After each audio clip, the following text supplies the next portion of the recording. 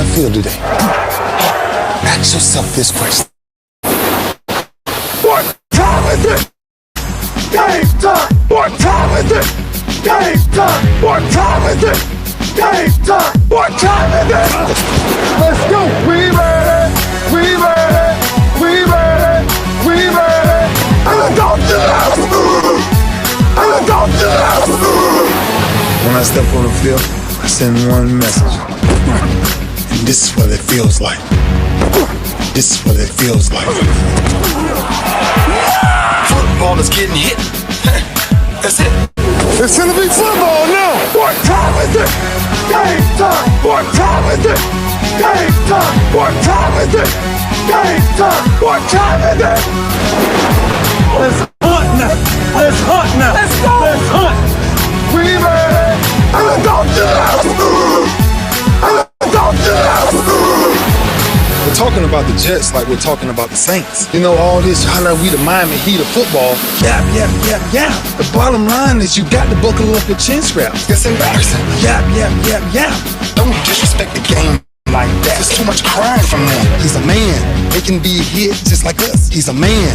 You already make the big money. He's a man. Don't cry when you step on the field, man. That's war out there. When I step on the field, I send one message. This is what it feels like. Oh, my bad, my bad. Your bad don't work in my world. What time is it? Game time. What time is it? Game time. What time is it? Game time. What time is it? Let's go. Let's go. Let's go. We ready? I'm going to the house. I'm going to the house. It's a wrap. Game over. Welcome, welcome, welcome. That's right. It's game time with the Oh My Goodness lunch break with yours truly, Johnnie Cole. Today, I got an interesting group of guys that I actually had an opportunity to compete against, and I'm looking forward to talking with on the phone. I got greatness of James Woody and the superiorness of Melvin Spears, and I'm going to be looking to talk about swag football, about their careers, about the greatness. I've had so much respect. But first, I want to just go over something that I always truly love was the game of basketball, and been kind of keeping up with the NBA games. And I tell you what, the Atlanta Hawks is no match. They down 3-0. The Celtics is all over the Nets. They also up 3-0, and the 76ers, of course, is outmatching the Raptors. So those games are all today. The Jazz and the Jazz, Mavericks, and New Orleans and Phoenix is all tied up at 2-2. So I don't want to hold up my guests. They here today, and we ready to get started. And I'm ready to jump right on in them. Guys, how you guys doing? Can you hear me? I'm doing outstanding. How are you? Good, man. I had an opportunity. You know, I'm in Montgomery, Alabama, the Gump, and had an opportunity this weekend to see Alabama State. Of course, you guys know Eddie Robinson. We coached against him as a player. You know, being able to see their spring game. You know, they had a nice outing, a nice crowd. I seen some good things. You know, of course, it's going to take a while. You guys also have not only been offensive coordinators, you guys have been head coaches. Just go back to you guys' first year of having your first spring. I start off with you, Woody. What was the things that you were looking for as a head coach in your first spring practice? Man, I tell you, the first spring practice at Benedict College back there in 2011, you got to understand, I got there like the fifth game of the season. So it was very, very exciting, and it was a challenge. And the most important thing I was trying to bring in is some character, some discipline, and just trying to find out what do they do best offensively, defensively, and special teams. So it was a challenge, but it all worked out, and we finished the year up strong and on a good note. And those are some of the things that we accomplished in the challenge that we got done. Well, Melvin Spears, you kind of already with your group, you know, after Doug ended up leaving and they end up handing you the whistle and the hat. You know, what were some of the things that you were thinking about in your first spring practice? And I had the luxury to follow Doug Williams, who's certainly been a part of that program and carrying on the great legacy of Grambling State University at that particular time. It was pretty simple for me because we had the same format. We knew all the players that we had in place, and we knew what players we need to evaluate in order to make us a better ball club. We just constantly looked at the consistency, looked at the discipline aspects of it, and really just looked at the new pieces that we were bringing in the spring. And we had an outstanding year doing it. And that year, our quarterback got hurt. We ended up finishing 6-5, winning the Bayou Classic. And the very next year, we went 11-1. So the consistency was there. Yeah. One of the things, guys, when I was, have my whistle in the hat, always say you find players in spring, and that's the thing that you kind of look at in spring, look to find players.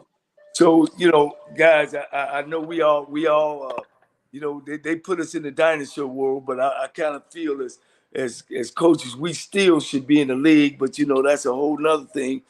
Catch me up on what you guys doing today. I'm in the school system.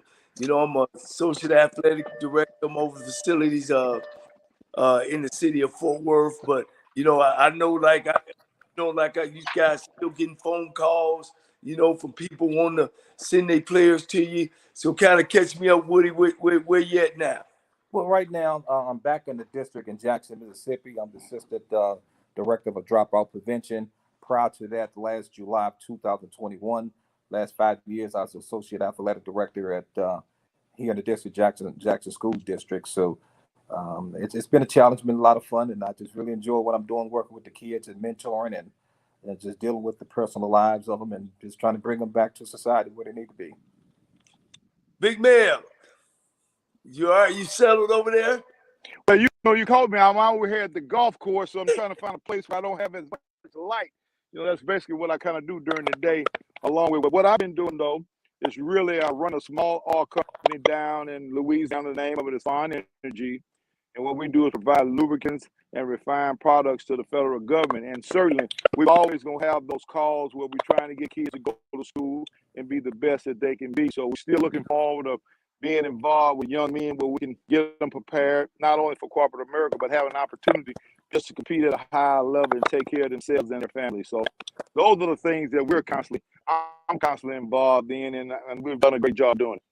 Yeah, well, guys, all of us got a little piece of the guys coached us, and these days, everybody's going after the younger coach. I know Woody, you behind two great head coaches, Bill and Ricardo Comage, and Melvin. You've been taught by Marino Cassim as well as Doug Williams. How you guys feel about the SWAC conference and the direction it's going? Well, I think they're heading in the right direction, man. I tell you right now, everybody is like on the same level as we speak as far as recruiting. I think everybody's bringing in some top players, and that portal is, as they say here in Jackson State University, it's the apartment that they live in. So, a lot of people is in the portal. Everybody's getting better from on the eastern side of the conference and the western side of the conference. So, I think it's going to be a great fall schedule and very challenging, and there'll be some exciting football going on. Hey, Melvin, you get yourself settled? Yeah, just give me 1 second to get over on the other side of this golf course because the reception is not as good as I thought it was going to be. But I'll be ready to go in a minute here. Okay, I'm a move around. All right, Coach. Back in our day, back in the '80s, guys, when they, putting together that list of black college coaches, of potential head coaches. The only thing I thought back then and now, 30 years later, is that they never put a college coach on that list. And I always thought that was unfair. I always thought that if we got a problem with black college coaches, then we need to go where coaches that are coaches of color are, and that's in the SWAC. And we've tried it that way. We went all to the field march programs and we spent time, at some of the coaches and great coaches like yourself, Woody, because you got the numbers behind you. How you feel now that Now that's dissolved, and it's not even around no more. Well, I think the challenge is back when I was a young coach. You always had the dreams of being on a major Division I level college coaching career, but I think for me, I kind of got locked into the HBCUs because I felt that I was needed there. I felt that we needed guys like myself, you, Melvin, and Asbury, that we had to be there for our kids and teach them and groom them and about not just about football, but for life. But I'm just glad I got the opportunity later on in my career to actually be a head football coach. But I enjoyed the ride. I loved it. I enjoyed it, and I wouldn't take nothing back for it. The decision that I made. But I think things will probably change, hopefully, in the next maybe 1 to 3 years. So I'm looking forward to see what happens. Yeah. Do you still got that fire in your belly to maybe walk them sidelines again one day? I tell you, Hey, I still a right, young man now. we're not getting old. We're not getting no younger, coach. But I Yeah. tell you what, I love what I'm doing right now. I got a chance to be with my boys. I got a 15-year-old and a 17-year-old that I spent a lot of time with, honor students, and very, very great athletes. So most of my time is being put in with them. And it's about them right now. But if I get that call, and then sometimes you sit back and you watch a game, you get that urge. I'm gonna Yeah. be straight up honest with you. You get that urge sitting back watching football and watching sports in general. But it has to be a great situation, a great fit for me to leave what I'm doing right now because my kids are most important to me right now. I would be remiss to not say first, thank you guys for your time, and I just want the audience to know how the greatness that we got here. You're talking about the top list, not just in black college football, but in FCS, down the successful core offensive coordinators. And Melvin and you and myself. The days that we used to battle. I mean, we would put numbers up. And all of us have coached all conference as well as all American quarterbacks. So I want everybody to know, and we've been all trained and been under great leadership. I had Pete Richardson on here last week, and LC Cole, and fortunate to be coach under both of them. And you guys had to face them. I know Woody, you beat LC Cole 3 state times at Tuskegee. And Melvin, of course, took over from Doug and beat up on Pete 12. So I just want everybody to know, you guys was great. With Woody, would you describe your offensive coordinator strategy and tell you how I felt you were? Well, back during those times, man, younger days and older days, the most important thing is they put some points on the board. And that's just the bottom line. You don't put no points on the board, you ain't worth a damn. And you can't show up at the bar talking shit. Oh, excuse me. That's the most important thing is to get out there, put your points on the board, man. And unfortunately, I've been blessed with some great quarterbacks over the years, and that made it even easier because the Henderson Mosleys, the Antonio Davis, the Jimmy Olivers at Jackson State. I've been very, very blessed everywhere I've been to have a great quarterbacks with. And you guys know Melvin and Johnny that it's a blessing when you have quarterbacks that can get things done to think like you and to make things happen. But I was very pleased and blessed and very honored to be able to coach some young men offensively, put up some numbers, and make some run at some championships. Well, hey, Melvin, what can we say, man? You really don't need no introductory. Especially, one thing about Melvin that I really loved when he took over, not only as an office coordinator but as the head coach at Grambling, and he would duplicate the old Eddie Robinson, the long trench. I loved it. I loved it the time that you had took the whole team to go visit.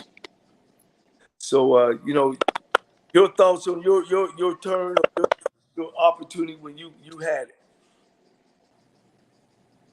Well, I had a great opportunity to follow a great legend. And, Doug Williams is a legend in his own, but Coach Eddie Robinson was still living. We had an opportunity to consistently, interface with him. And I just thought it was outstanding that our players understood the significance And the things that Coach Eddie Robinson had already accomplished that moved us to another level. And certainly when you start talking about another level of championship, you know, every guy that has been at Grambling, you know, all those guys that won a number of different championships. And like Coach Woody said, we were blessed enough to have some outstanding quarterbacks with a lot of outstanding players, you know, to have the luxury to coach 32 guys to get an opportunity just to participate at next level says a whole lot. But the thing that we were most in, you know, was more important to us, the fact that all those kids graduated and they're going on not doing outstanding things. And we have a number of them now that are in our profession. And certainly what you talked about early on, guys talking about moving to the next level, coaching and doing all those things are great, but it still has to have an individual that basically going to continue to mentor these young people in order to get them ready. They are not ready when they first leave, but certainly, hopefully, they got a lot of things from us, and that's what winners do. We win. Without a doubt, I'm sitting the guys that always was playing it at post game play. I know Woody them had great game, great team at Tuskegee. Four championships at Jackson State as well, right? East Division and went to the Sweat Chip, and y'all won one. And I know Spears, how many national titles? Black college national titles. Yeah. Yeah, Coach, I'm a part of 4. You know, the thing is, on the head coach, yes, we went 11 and won the national championship. But as a coordinator, we won it 3 consecutive years. And when you start talking about numbers, you know, the 3 guys you're looking at right now, nobody had any better numbers than we had. Anytime you have a quarterback that finished 3 years consecutively for the Walter Payton Award and have 56 touchdowns and 4 interceptions, then end up with 140 touchdowns in 3 years, it says a whole lot about, you know, passing that thing around and doing the little things that it takes to be an outstanding offense. Coach Woody, talk about, you know, y'all dominated Tuskegee because y'all dominated for about, I know, 4 or 5. Yeah. We again? had a good run there. I guess when we first got there, we actually had and we had an opportunity to go in and build that thing back in '96. It was pretty down in the gutter. We had to pick it up and bring it back. But the most important thing is that we got to our president to get him to understand that Tuskegee is not just a smart, strong academic school. It could be a strong football program as well. We first got there, I think the max scholarship was 36 in D2, but we didn't have 32 fulls. We had 32 tuition only in 1996. So once we had to show him the plan and how this thing is mixed it up into building 80, 85 to 100 kids, you know, we kind of took off from there. We won 3 straight. We lost 2. So we had a good little run there, and we left them with a lot of talent there afterwards. And Coach Sled has done a great job there and just carried it on and kept winning. Yeah. You know, one thing, you know, this show that, you know, I think is my mission is to make sure that we understand that guys like you guys don't get overlooked. You know, it's no doubt in my mind, I can see over here that you guys should still be somewhere coaching, you know, and somewhere teaching a young head coach. You know, I know all the staff, you know, whether the head coach are older or younger, there always been 1 or 2 older head coaches as well as young coaches on the staff. How you guys feel, you know, about this new now? You know, they call it the spread offense, or I can't think of the other one they got now. How you guys feel about that? Go ahead, Melvin. Well, the thing about it, though, Coach, if you look at it systematically, they're doing things that we've always done anyway. You know, you're talking about zone read and things of that nature. We've done that many, many times, but our offenses always consist of all the major parts. Whether we ran the ball very well, whether we did a number of different formations that we got into, we take your old school, we bring it back and do all those things. These guys nowadays just have one format. You know, everybody's in a spread. Everybody wants a quarterback that is a little bit more athletic. In our case, that we had a little of both. And the ones that when we did not have those, we made sure that our system could accommodate his skill set. Some of the things that are going on now, a lot of these guys are just talking about system opposed to building a program that can accommodate all the different facets of the kinds of players that you have. You may not have a guy that's a big time thrower. You may not have a guy that's a great runner, but you can put them in great situations where they can be successful. And in our offense, call it the Tiger stretch at that particular time. It was a combination of the stretch offense with West Coast principles. So we had a consortium of all the things that you're talking about. They're running West Coast. We already had it in our system. You want to know what hot regions are already in that play. And I had a chance to be in the hobo as well. And the hobos consist of all those things that they're talking about right now. And we've done them at a very, very high level. Yeah, earlier I said that when I look at you two guys, and I've studied you, believe me, I studied you, and Mel, your thing is I'm gonna show you one or two things, and you think I'm going here and there. I thought you mixed your offense up well, and you use your well, Woody, man, you're a master of taking what people give you. I see you run the lead, and you think the next thing they're in man coverage, and you're gonna go over top. Both of your guys' offense was always good and base, and you both guys, y'all played situational. When you had to stretch the field, you stretch. When you had to slow the game down, you guys could go to your favorite plays and slow the game down. If you guys were offensive coordinators now, because all you do now is 4 wide, 3 by 1, 2 by 2, and the hybrid, which is the fullback when we played, if you guys were playing now, how much would you change and put more to the spread? I guess I'll start off with you, Woody, or stay with what you have.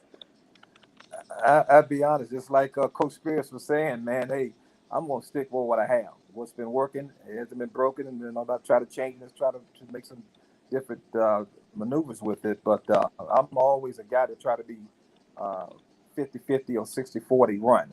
I just feel that in order to win national championships and win great games and championships, you got to have some type of running game. I like to run the ISO, like to run the power, and I think we kind of get away from that right now. And I tell you what, Johnny over there laughing, Melvin. I mean, we played Texas Southern. And I say, man, what are we going to run against these guys down there in Texas Southern, LC Cole? I say, man, look here, I broke down 5 games. And I say, man, damn, these guys can't stop the power. And the young coach is like, well, coach, what are we going to do? I said, what would you just watch your film? What they couldn't stop? The power. That's what we're going to run. The power until they stop it. From different formations, different stem and motion, but we just ran the same place 75% of the time. And throwing 100 yards. I don't mean to interrupt you, but I got to tell I think too. They got the ball, Mel. I'm telling the story. They got the ball. They had to run the clock now. We were going back and forth.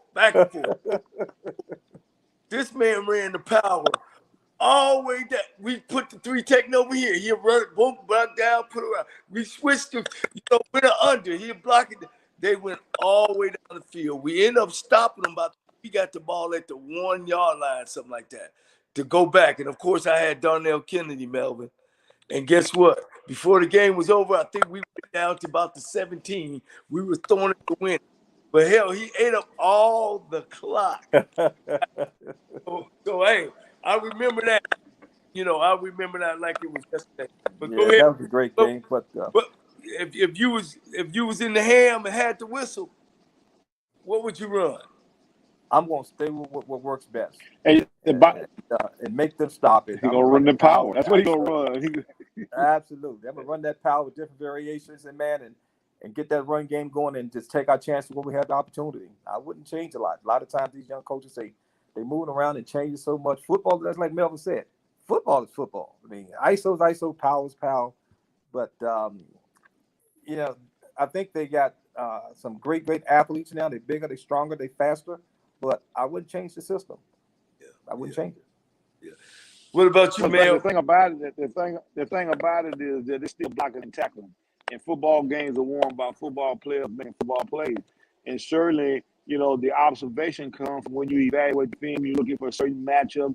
But in our system forces the opponent to have to go in and practice on everything. You might see zone, but you're going to see the double team too. You're going to see lead, you're going to see ISO. All those things, you're going to have to be a complete ball club to be able to handle the type of offense priorities that we have. So therefore, we're going to stay with what we got, but you're also going to make adjustments only when you evaluate your your talent. And the talent comes from the multiple offense set, whether it's in a spread, whether we're in empty, whether we're in two backs, three wide receivers, and etc. So it all boils down to what they can handle. And one of the things that we're looking for our matchup.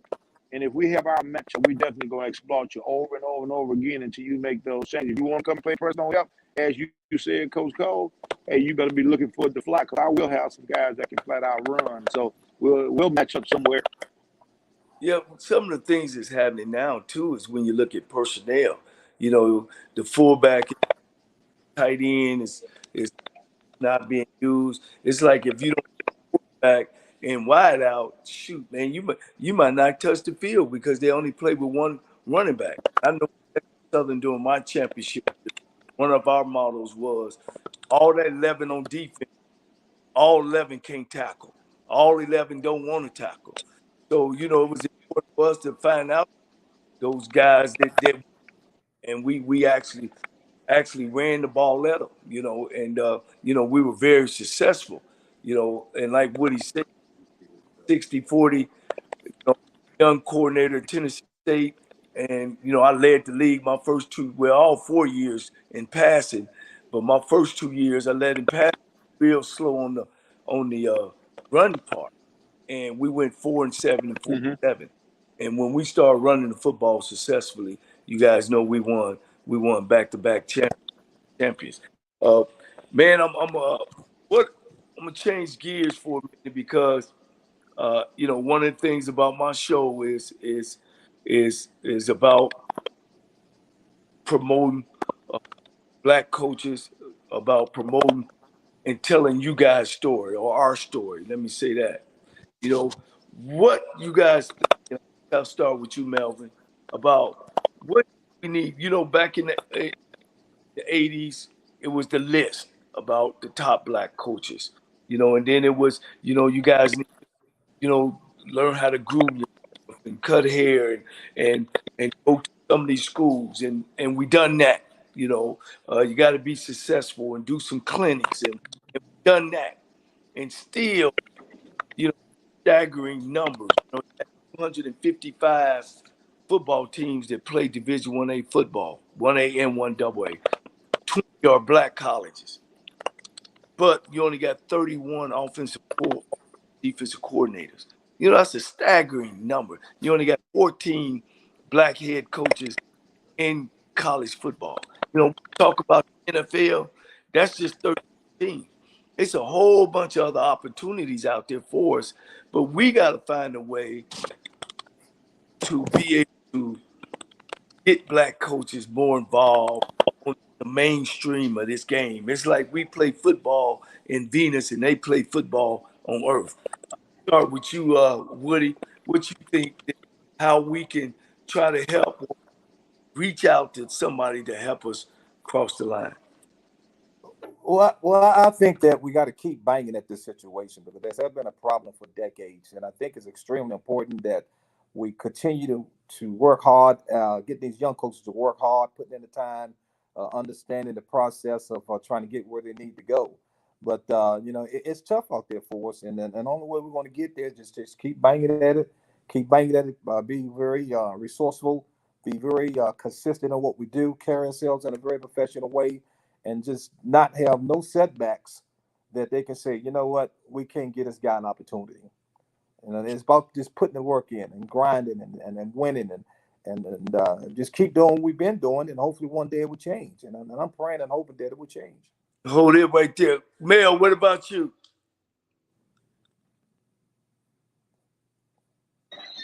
Coach, I think we got to consistently doing what we're doing. I think one of the issues have been for us over the years is that if you go back to the 80s where you talked about, all our guys had an opportunity to mentor the next group that was coming along, and they afforded them an opportunity. Our thing is now is that we have guys that get jobs not affording our young people an opportunity, as well as bringing a veteran guy with a seasoned guy that can really help them along with respect to not only game plan, just the operational aspects of football and all the things that goes on in an outstanding college coach. And I think we've had some great ones, and you know, all of us have been blessed to have those kind of guys. When you think about the Marino Castles, the W.C. Gardens, the Pete Richards and all those guys who really did a phenomenal job. Now we're there. We've come along and we had a bunch of guys to come along, and you can talk about the guys that were all head coaches on your staff, Coach Cole. But it really boils down to the fact that you bring one, teach one. And certainly if we keep that mindset, we still got to keep doing the things that we need to do, because right now we need this tutelage to get our young people to understand not only that it's outstanding on the 50 by 100, but it's more outstanding to come in there and get an outstanding education where you can take care of your family and do all the things that you do in America. But if in fact that you don't prepare yourself, there's no way you're going to fail if you prepare it. Coach Woody, A lot of folks I don't know. I'm an engineer by trade. So therefore, those are the things that we got to get our young people to understand. It's just not about just playing football. And I think we make a big mistake because that's what they think right now, the small millennium guy. I was coached under some good guys. Like I said, I worked for people, and I seen the staff. Of course, I worked for L staff. He chose. I read books on CEOs, successful CEOs, and one of the things that I see is, they want to be the smartest. The only smartness they talk about is being able to and hire the best guy that they can hire that's at the top. And that's why when I look at you and I look at Woody and Melvin and Ashbury and some good coordinators, why you guys not working, and not necessarily as a coordinator, but being a part of somebody's staff. And I could say it, that I don't think that first we got to be able to take care of us, especially at HBCU level. I just said there's 255 football teams, 31 are coordinated. I don't even know yet that I'm studying now how many of them are assistants. It still don't equal out, and especially when 60% of the team are African American guys. I'm not afraid to say it. I have my time. Do I still got the fire in my belly? Yes, I do. So that's why I'm trying to. If I can't do something for me, hopefully I can do something for somebody else. And if I had opportunity, and if we had opportunity to young head coach, what would be your philosophy, Mel? You've been a head coach before. What would you share with him? Well, I'm going to share a couple things with you before I go there, Coach Cole. I know everybody talks about Nick Saban, but don't forget now, when we were together at your place down at Texas Southern University, you had a number of head coaches on your staff. And in a result of that, most of those guys went on to other places and became head coaches as well. But we also brought a program back in 1959 and won the championship with simply because of the fact not only did we have a great leader, we had great wisdom and a number of guys that had already been to the party before. It certainly has helped us move on to the next level. Yeah. I just think now that what we bring to the table is just wisdom, it's knowledge. Not only, go ahead. I'm sorry, Coach. No, go ahead. Coach. You were gonna ask a question. No, go ahead and finish. No, the thing that we bring to the table is wisdom and knowledge, and certainly we'll be able to accommodate whatever the situation may be. Remember now, we came from a place where we had great teachers. So therefore, what you are is an outstanding teacher first and foremost. It's not so much different than kids. We understand the recruiting game. We understand the portal. We certainly understand how to get outstanding players to do outstanding things. If you look at our background on the things that we've done at a high level. So I will continue doing the things that we always done. Remember, recruiting is based on relationship. These guys now, they don't really want to work. They want to go to the portal and just pick a guy. We have relationships to be able to do whatever we need to do. When I went to Alcorn, one day before recruiting. We recruited 40 ball players that parlayed Alcorn and winning the championship for 3 consecutive years. The question is now whether or not they can bring the same type of talent level to our school in order to make them matriculate and be able to compete in the big West. Because the West is really going to be a lot tougher to win than the East was. Now Jackson have come of age. You got FAMU in there. So the competition level is a little different. So those are the things that we brought to bring to the table when you have a guy that understands the entire United States, just not one part of the United States. Yeah, Woody, what about your thoughts? I think, like Coach just said, it's one is the trust factor. You got to be able to build a staff, to get guys to surround yourself around people that you can trust. Because these days, man, you know this business that we're in is very cutthroat, and we got to actually understand, especially the young coaches, is that you got to believe in the veteran coaches. You got to have some veteran guys on your staff. It's just not going to work because too many young guys on the staff have too many ideas, has never learned how to work. Like myself, you know, I started off as a GA. You know, if you don't start off as a GA and learn how to work, it's gonna be tough for you to be successful. Now we got guys right now, this young generation is that everybody wants to be a coordinator, everybody wants to be a head coach, and it's about waiting your turn, being trustful, being reliable, and understanding that there's a process to it. You know what I mean? Yeah. And that's what it has to be. And when I take a job, you know, it's got to be right. It's got to be the right fit. Right. It's got to be the right fit with the university. It's got to be the right fit with the staff, and it's got to be a right fit with the community. And Right. that's much more important now with this portal thing. Everything is easy. Everybody's like, it's my apartment. It's my house I live in. The portal. Well, like Coach Spears said, build some relationships. You know, get out there and build some relationships with the kids, the coaches in the community, and the guys like us. You know, we well known, and we Well, still have the contacts. right. And that's what I think. And I guys who get these head jobs, they want to get guys that they like comfortable with. That I know more than him. You know, not comfortable with. Do I trust you? Comfortable with that you don't know more than me. Or we got to get away from saying I'll pick the next head coach, the guy who's going to replace me, because I can't find when. You know, it ain't too many times where the head they hire the guy next. Usually everybody is gone. When you look at the NFL, the coaches who win the championship are older coaches, up in their over 65. When you Right. look at the college championship is won by coaches over 65 years old. You know, the greatest coach probably gonna go down ever in college football, Nick Saban. He hired former head coaches. Like one of the things that Absolutely. Mel said about my staff, you know, I got it, man. Why you hard Mel Spears? Why you hard Kevin Ramsey? I mean, he's a pro guy. Why, of course, that about my brother, you know, I hired guys who was help me win. I hired guys that were professionals. At the end of the day, you got to be a pro. That's why when you get that spot to say head coach, you know, and I know, Melvin, it's some tough times where you got to call a guy in and say, man, look, you don't fit, or I need to go another direction. That's a part of the game. But but that's hard because sometimes you let a guy go who's a good guy. I mean, but there's some guys that's on your staff that say if you raise, they just gonna say blue.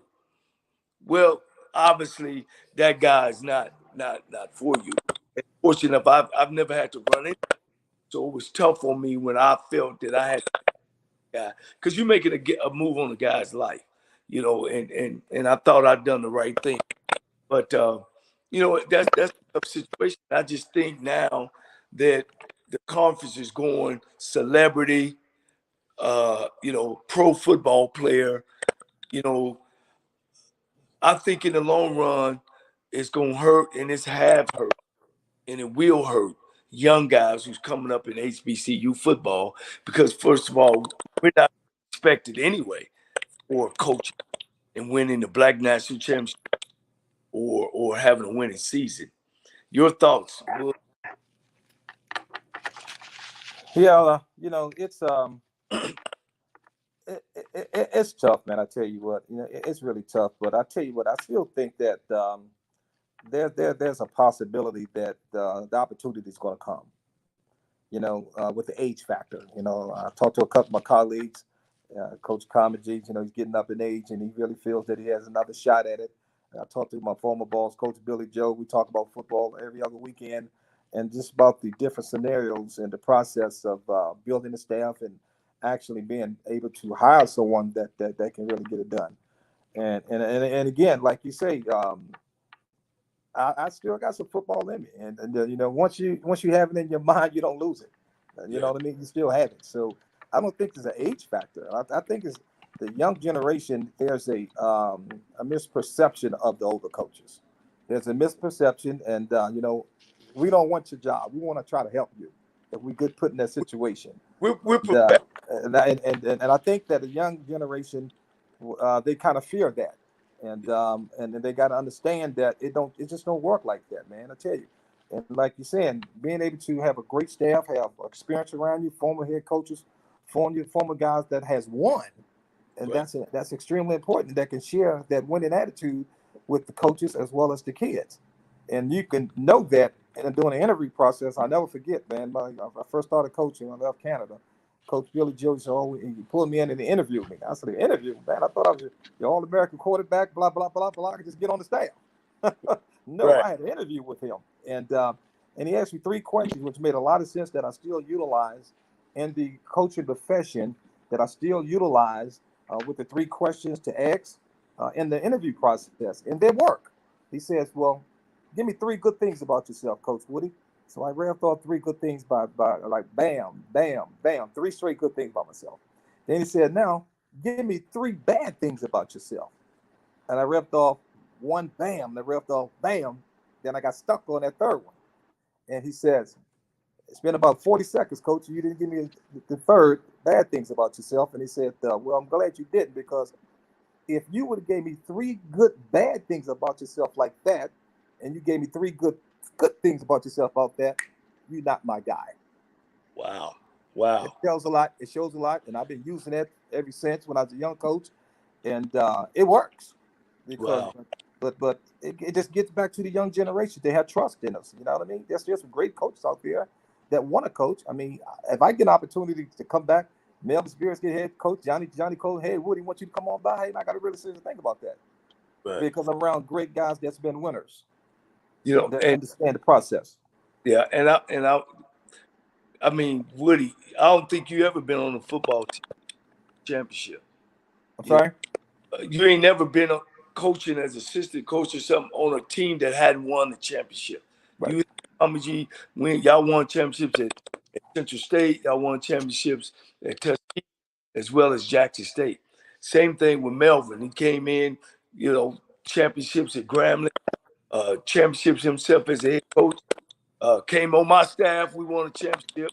Staff went to Alabama State. Met us in the. What happened? Did you go on mute, Coach? Melvin, can you hear? He kind of froze. But anyway, I think winning championships you got a formula, and you go with that formula, and to be able to come on staff, you always can share that formula. Like I said, I won a championship with LC State. We won at Alabama State. I was adding, who was a great coach. I added Melvin, who was a championship coach. And they've been there. When you've been there and you know how it looks, and when you don't know how a championship coaching staff look. You think everybody got to be getting along and everything. I've been 0-11 and 11-0. And both times, our staff, it was a different situation. Staffs, you kind of felt you knew that, man, but we got some folks. I mean, we're gonna be all right. Then you've been on the staff that, man, we can't even decide how practice gonna go. So when you've been on a team or a championship, how did you feel when you guys were at Jackson State, coming from Tuskegee, winning? Did you guys take everybody with you? Did you add some guys along the way? How did you guys put your Jackson State staff together? Well, what we did, Coach Cummings did a great job of formulating a staff. We brought some, and we didn't bring some. Some decided not to come. Some decided to stay or go elsewhere. But we had to sit down and get a plan and talk about what type of guys we're looking for to be a part of the staff. And so we did that, and we picked up a couple of guys, Coach Bruce Johnson, who's now doing very well at Liberty University. We picked up Jerry Mack, who's doing well at the University of Tennessee. Those Wow. some guys that we picked up with the additional on the staff, and they did a phenomenal job. They both worked very hard offensively. They were very determined, came in early in the morning, left late at night. You know, they worked the can't see, and got the job done. Wow. Most importantly, had a lot of ideas, and a lot of times when you're a coordinator, we can get stubborn at times when a lot of young guys come in and want a lot of ideas. But I still think that you got to be able to listen to those ideas what these coaches have, not just saying, "Oh, you're young, you don't have 2 years in the game, blah blah blah," but listen to their ideas. And that's one thing I had with Bruce Johnson and Jerry Mack.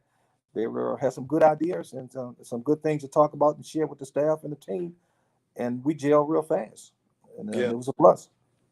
Well, the word in FCS football, SWAC, and I'm gonna change gears a little bit, I should say, and the SWAC is the most interesting conference in FCS now, and I'm looking at MEAC, and that they are all breaking up, and it's a plan by, at least the way I see it, is that how can we FCS schools, black schools, average more attendance than any other conference in the FCS.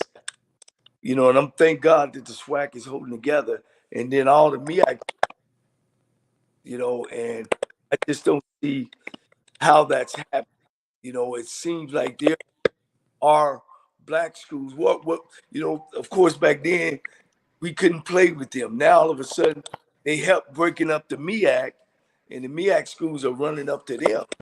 And if it's about dollars, to me, the attendance in the MEAC is so big. When we put together the whole conference, we should be telling them to come to us. It seems to me they want us to come to them, not only just football, but for our team and for our bands and for the pageantry of black college football. Your thoughts on that, Wood?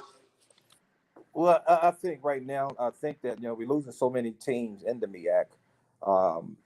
It's got to be a way we just come with one big conference, one FCS conference, because we're starting to lose a lot of teams, and they kind of utilizing us and getting what they can get from us and not getting what we really need. We're going to these conferences and we're not competing, financially, athletically, and there's an issue, and there's a problem there. But I think that with the new generation that we got coming in here with coaches, and the players, and we're starting to get the 4 and 5 stars. I mean, it's going to be lights out, and I just think that we're going to get better. I really think the SWAC is going to get better. Yeah. And like I watched the Jackson State game yesterday, man. I'll tell you something, man. They got some talent over there, man, and just seeing it. And I'm quite sure, Grambler's doing a great thing recruiting. Tennessee State's doing great recruiting. Mississippi Valley State is up and coming. I mean, A&M is recruiting. Alabama State is recruiting. I mean, it's going to be exciting. So I would like for us to actually keep the HBCU conference together. Right. Hopefully that we can keep the MEAC together, keep the SWAC together, and let's carry this thing on and move forward and be with the big boys. Because it can't happen because we started to get the 4 or 5 stars. Yeah, Melvin, you back? Yeah, I'm back. Unfortunately, I'm down here in the country, and I don't understand our satellite cycling in and out of mid-same location where I was, and then keeps moving. So, but however, I think the whole thing is that I agree with Coach Woody. We got to keep our conferences together. We got to continue to do things that we need to do. But I want you guys to remember one point. When you look at the SEC and all these other conferences, you're looking at black college football at its finest. And the reason why I say that is because 90% of those young people look like us. But as a conference, one of the things that we bring to the table is the production. And our production not only have an opportunity to have an outstanding football team, we have outstanding bands, we have outstanding following. So when you look at what goes on at the FCS level, we have won the attendance in the last 30 years. Jackson State 30 has done an years. excellent job Absolutely. to go along with that. But Alcorn has got a great following now. Grambling, quite naturally, you talk about the Jag Nation, they always going to be there. I think FAMU is going to be there. So don't get hoodwinked about going to another conference when in fact it's really not about the money. It's about what we bring to the table as a whole. But one of the things, this is the question I want to pose to both of you guys. Now, Melvin Spears is not going to play those guys that go to those other conferences because you're not part of my conference. So therefore, I'm not going to let you piggyback and make money off my back, whether you Howard or whether you Hampton or whether you A&T that goes to. It's not going to be a North Carolina Central A&T game anymore because that's where they're making their money. So how do you guys feel about that aspect of it? I agree with you, Coach Spears. I agree 100%. And that's what seems to be happening right now with the MEAC. It's sad to see that conference is dropping. It really is. And we got to find a way to get those guys back in the conference because a lot of times they go to those conferences and it's no success. Yeah. Absolutely. But you said they still want to pay the rivalry games to make their money. I just think that's unfair. And I'm agreeing with you on that one. No, I'm not playing. Well, without doubt. Hey, we coming to the end of the show. I want to, again, thank you guys for the time. Your last word, Melvin Spears. Well, Coach Cole, I just want to take my hat off to you for giving us the opportunity to have a platform. And certainly, it's been a great day with the three of you with the two of us. Good seeing William, and I know the things that he's doing down there. I just know when you start talking about offensive football, it can be 5 guys better than the 3 guys that you're looking at. But on the other hand, I want us to keep matriculating, keep doing the little things that we need to do. And at the end of the day, always remember God rules no matter what goes down. All we need to do is continue to try to monitor, mentor these young people and give them to understand that they are the very best and keep doing what you're doing. Thank you, Coach. James Wood. Hey, Coach Cole, I appreciate you having me on the show. I think you're doing some great things with this, man. I have a lot of fun with this stuff here, man, and hearing you and Melvin speak on a lot of great things that need to be heard. Let's continue the process of working with our young coaches, get them to change the mindset of believing, and continue to work with them because they need it, and not just come in and be a stepping stone and then leave out, but you leave out for a great purpose. And as they always say, man, one love, one team, one heartbeat. Let's stay together. Let's keep moving forward. Yeah, well, again, I want to thank, one of the things that, I want to do is you guys are not forgotten, and make sure Black college football not forgotten. And we got some hell of a coach. I think you guys still got gasoline in your tank. So I think you guys should be afforded interviews. Anytime anybody to come in this conference should want somebody the history that knows the background. And God's been good to me and blessing me to be able to have this voice. I'm just glad you guys came on because some people don't want to answer these tough questions. I'm not ashamed of being Black. My mom dad always taught me, you don't have to apologize of being Black and good, and we not being racist. We just telling the truth, that our ice is cold as the one that's across the track, and we just want our justice. So again, I want to thank you guys for being on the show. I'm definitely gonna bring you guys back, because you guys have been head coaches. When I talk about championships, and that's what we're gonna have, a championship show. You guys be a part of that as well. Let's keep the magic going. And again, thank you, Wood, and I talk to you. Of course, we talk all the time. Thank you again. Appreciate you, JC, man. Glad to be a part of the show, my brother. Right. Take care. All right. We coming to the end again. I want to thank my following. JC Cole gonna continue to talk about Blackness, Black awareness, to be proud, to be thankful that we got a place in this world. You understand. For 400 years, we started in the quicksand, but that's okay. You know, it's a new day. It's a new time. Blackness is what's going on right now, and it's nothing against any other race, because believe me, we all need to be together. We all need to love one another, because we all been blessed by the man of the stairs. There's only one guy that's ruling it all, and he knows everybody's move day by day.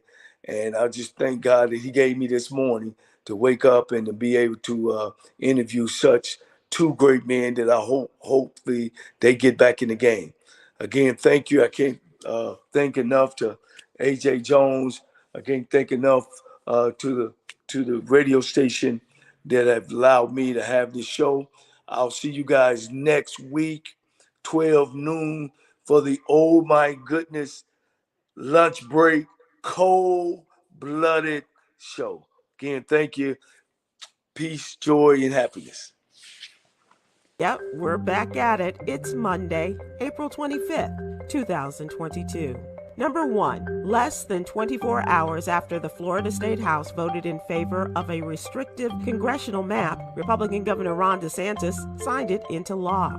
Shortly thereafter, several groups filed a lawsuit over the DeSantis-drawn map. The map approved during the special legislative session slashes Black Florida representation in the United States Congress and increases the number of Republican seats.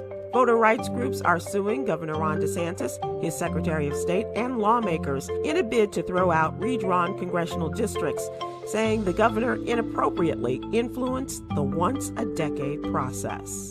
Number 2, attorney Benjamin Crump has joined a federal lawsuit that charges that Wells Fargo continues to discriminate in its home lending practices. The civil rights lawyer, known for his legal fights against police violence, has called on local governments and other organizations around the country to stop doing business with Wells Fargo. Mr. Crump said he wants to bring attention to the lending discrimination, calling it one of the most profound civil rights issues of our day. Number 3, airlines say they're offering options, including refunds in some cases, for people worried about flying now that other passengers are not required to wear face masks. However, the airlines are not providing many details.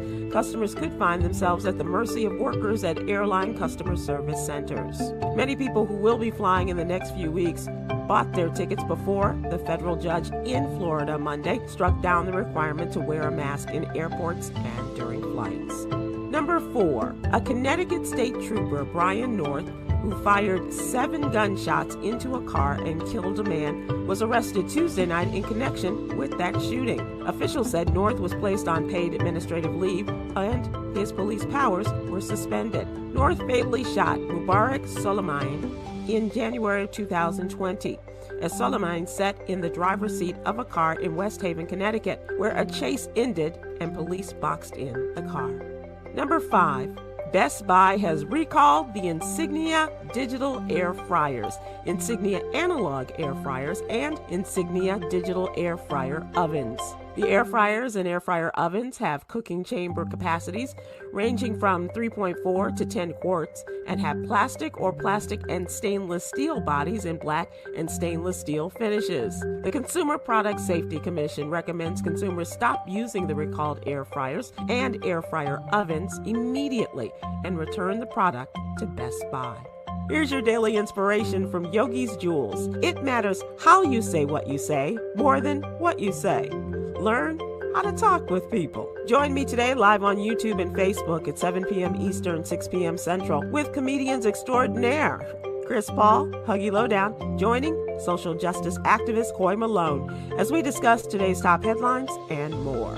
Thank you to our What You Need to Know partners, Alpha Kappa Alpha Sorority Incorporated and the American Heart Association. To subscribe to my free daily newsletter, please visit SibylWilkes.com. Be informed, be empowered.